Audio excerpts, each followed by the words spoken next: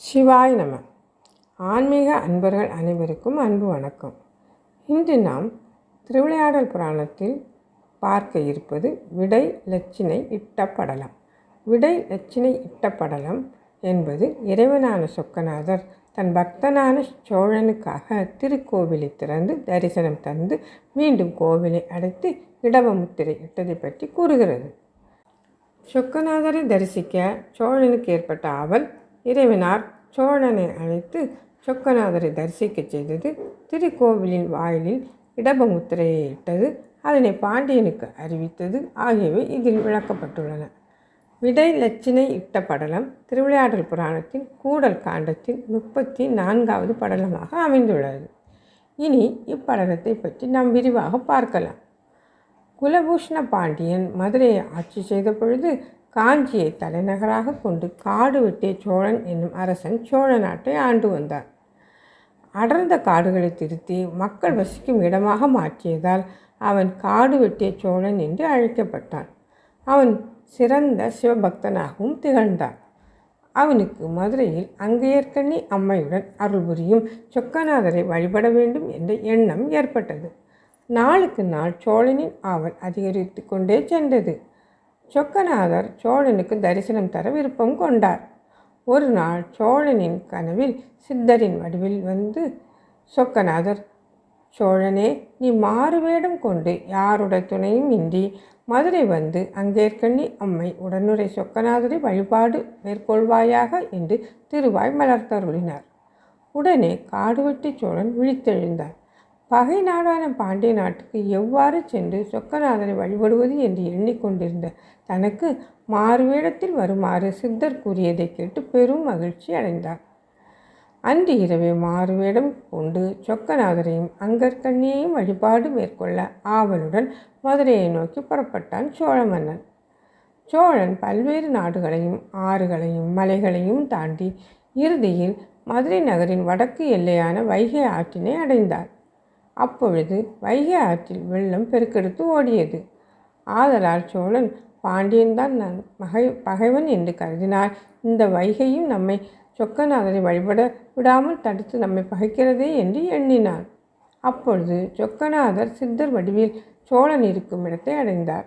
பாருங்கள், நாம் இருவரும் வைகையை கடந்து கோவிலுக்கு செல்வோம் என்று சோழனை அழைத்தார். கனவில் கண்ட சித்தமூர்த்தியே நேரில் வர கண்ட சோழன் ஆச்சரியம் அடைந்தான். சித்தமூர்த்தி வைகையை நோக்க வைகையில் வெள்ளம் குறைந்தது. சோழன் பெருத்த ஆச்சரியத்துடன் சித்தமூர்த்தியை பின்தொடர்ந்து சென்றான்.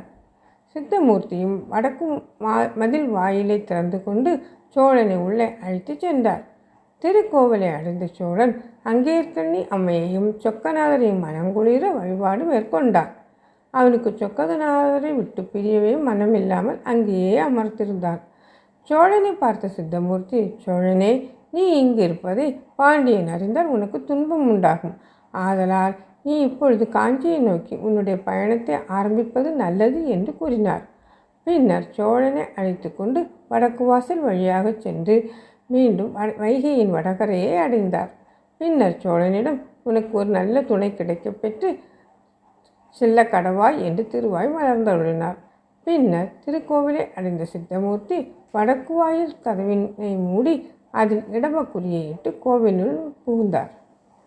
மறுநாள் காலையில் வடக்கு வாயில் கதவில் இடப முத்திரையையும் ஏனைய கதவுகளில் மீன் முத்திரையும் இருப்பதை கண்ட காவலர்கள் குலபூஷண பாண்டியனிடம் இது பற்றி தெரிவித்தனர். இதனை அறிந்த குலபூஷண பாண்டியன் சொக்கநாதரிடம் முறையிட்டு வேண்டினான். இரவில் குலபூஷண பாண்டியனின் கனவில் தோன்றிய சொக்கநாதர், உன்னை போலவே காடு வெட்டி சோழனும் என்னுடைய பக்தன். அவன் எம்முடைய தரிசனம் பெற வேண்டினான். அவனுடைய விருப்பத்தை நிறைவேற்றவே மாறுவேடத்தில் அவனை வரச் செய்து திருக்கோவிலின் வடக்கு வாயில் மூலமாக உள்ளே அழைத்து சென்று வழிபாடு மேற்கொள்ள செய்து அவனை காஞ்சிக்கு நாம் திருப்பி அனுப்பினோம் என்றார். இறுதியில் வடக்கு வாயில் கதவிற்கு இடபலட்சினை இட்டு மூடினோம். சோழனின் பக்தியை எடுத்துரைக்கவே இவ்வாறு செய்தோம் என்று கூறினார். இதனை கேட்டதும் குலபூஷண பாண்டியன் விழித்தெழுந்தார். இது சோமசுந்தரரின் திருவிளையாடல் என்று அனைவருக்கும் அறிவித்தான். பின்னர் தனது மகனான ராஜேந்திர பாண்டியனிடம் ஆட்சியை ஒப்படைத்துவிட்டு சிவபேறு பெற்றான். காடு வெட்டிய சோழனுக்காக கதவு திறந்துவிட்ட ஈசனது இந்த 34ஆம் திருவிளையாடலை தினமும் பயபக்தியுடன் படிப்பவரும் கேட்பவரும் பெரும் பாவங்களும் விலகி நீண்ட ஆயுளுடன் புத்திர பௌத்திராதிகளோடு சம்பிரமாக வாழ்வார்கள். எல்லா காரியங்களும் விக்னமின்றி நடக்கும். மேலும் இதிலிருந்து நாம் அறிந்து கொள்ள கருத்து என்னவென்றால், இறைவன் எல்லோருக்கும் பொதுவானவன் என்பதே விடை லட்சினை இட்டப்படலம் கூறும் கருத்தும் ஆகும்.